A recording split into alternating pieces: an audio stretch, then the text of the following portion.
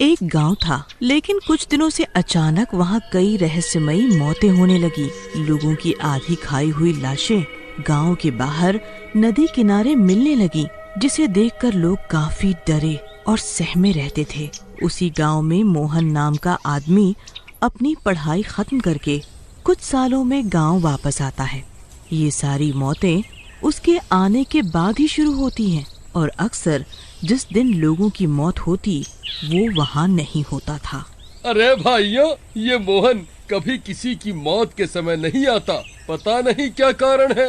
अरे हाँ भाई, ये तो है, पता नहीं क्या कारण है, कभी किसी की मैयत में नहीं आवत है, और तो और पता नहीं क्या काम करता है। ऐसी बातचीत हो ही रही होती है कि तभी वहाँ मोहन आ जाता है। अरे भाइयों, क्या बातें हो रही हैं? कुछ नहीं मोहन भैया, बस ऐसे ही टाइम पास करत रहे। अच्छा, एक तो बात पूछें? हाँ हाँ पूछो भाई, आप क्या काम करत हो भाई?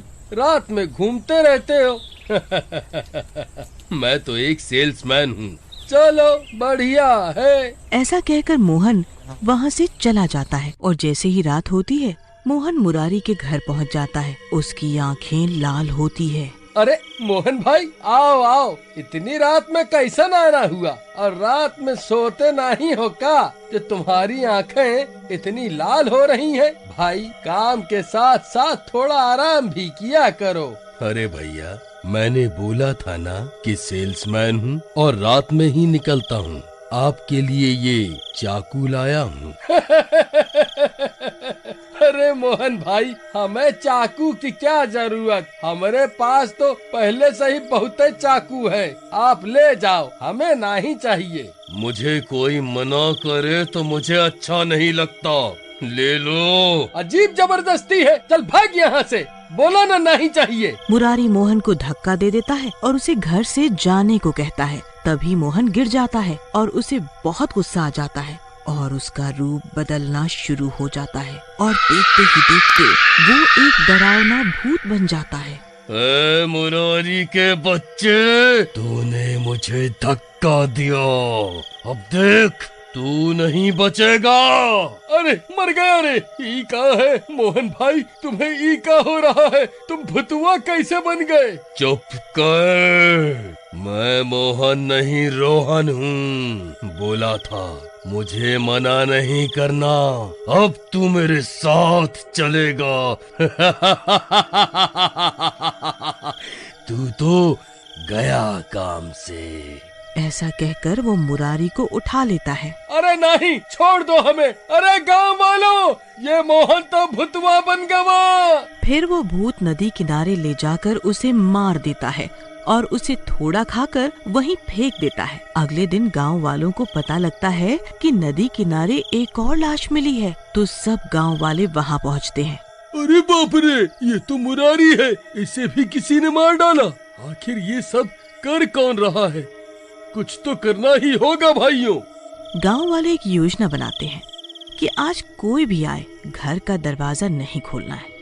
फिर रात होने पर मोहन घर से निकलता है और कई लोगों के घर जाकर दरवाजा खटखटाता है, लेकिन योजना के अनुसार कोई भी गांव वाला अपने घर का दरवाजा नहीं खोलता। ये सिलसिला कई दिनों तक चलता है और गांव में कोई लाश भी नहीं मिलती। फिर सुबह होने पर गांव वाले एक जगह इकट्ठा होते हैं। भाइयों, जब से हम रात में दरवाजा नहीं खोल रहे हैं, तभी से मौत का सिलसिला भी रुक गया है। हो न हो इस मोहन की वजह से गड़बड़ हो रही है। क्यों न रात में हम इस पर नजर रखें और इसके घर जाकर देखें।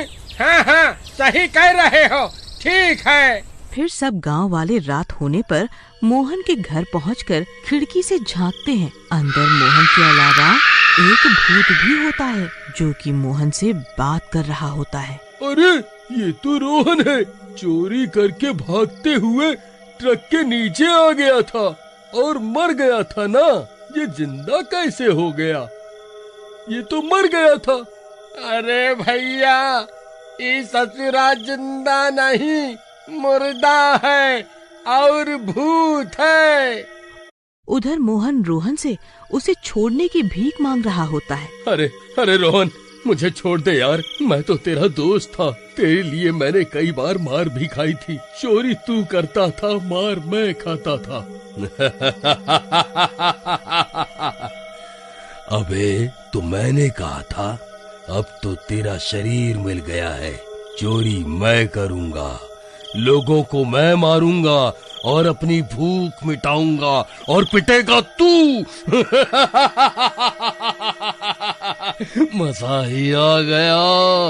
अब तो मैं तुझे को नहीं छोड़ूं भाया। ऐसा कह के रोहन मोहन के शरीर में घुस जाता है। गांव वाले बाहर से सारी घटना देख रहे होते हैं। यार ये मोहन भैया के अंदर तो शैतान है, तभी हम ससुरा कहे कि कौनों से बात काहे नहीं करत है।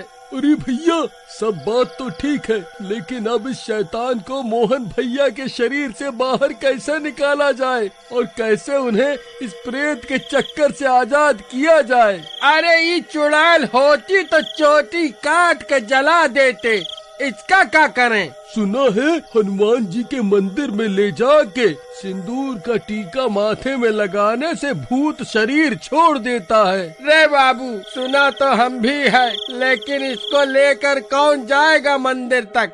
बीच रास्ते में ही हमारा राम नाम सत्य न हो जाए भाई। तभी मोहन भूत बन चुका होता है और गांव वालों की आवाजें सुनकर बाहर आ जाता है। ऐ मूर्ख गांव वालों, क्यों ताक झांक कर रहे हो?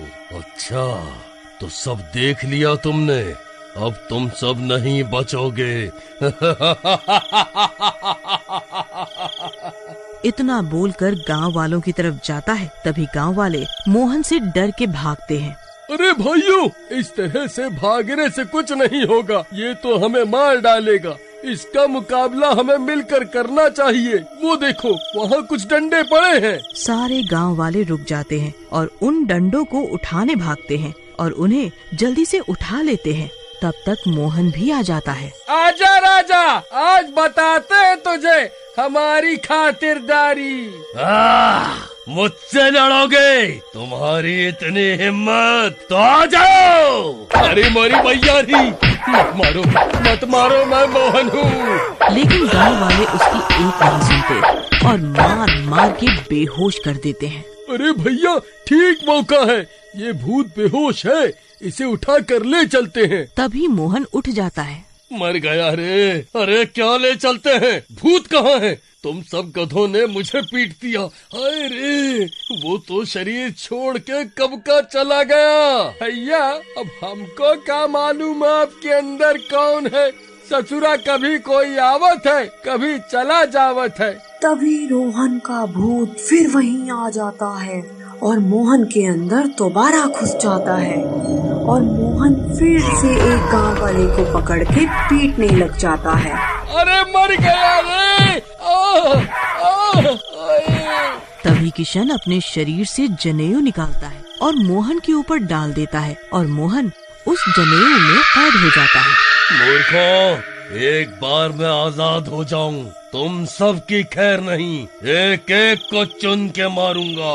अबे चुप, एक तो मार मार के मेरी हड्डियां नरम कर दी। चुप कर, नहीं तो मुंह में छाता डाल के खोल दूंगा। फिर सारे गांव वाले मोहन को उठा के हनुमान जी के मंदिर में ले जाते हैं। अरे पुजारी जी, जरा इधर भी देखो, इस शैतान का इलाज करो। ये बहुत खतरनाक भूत है, गांव में हुई सारी मौतों का भी जिम्मेदार है। अच्छा ये क्या कह रहे हो बेटा? ठीक है, करते हैं इसका इलाज। पुजारी जी अंदर से हनुमान जी की मूर्ति से सिंदूर निकाल के लाते हैं और मोहन के माथे पर लगा देते हैं।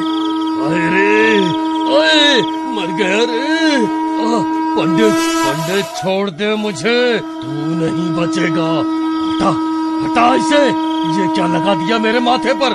नहीं, अरे मर गया रे। हे भगवान, मुझे माफ कर दो। मैंने अपनी भूख मिटाने के लिए इसके शरीर पर कब्जा किया था। मुझे मुक्ति दे दो भगवान। फिर मोहन के अंदर का भूत बाहर निकल आता है और जलने लगता है। थोड़ी ही देर में पूरा भूत जल जाता है और मोहन उस भूत के चंगुल से आजाद हो जाता है। बोलो महाबली हनुमान की जय।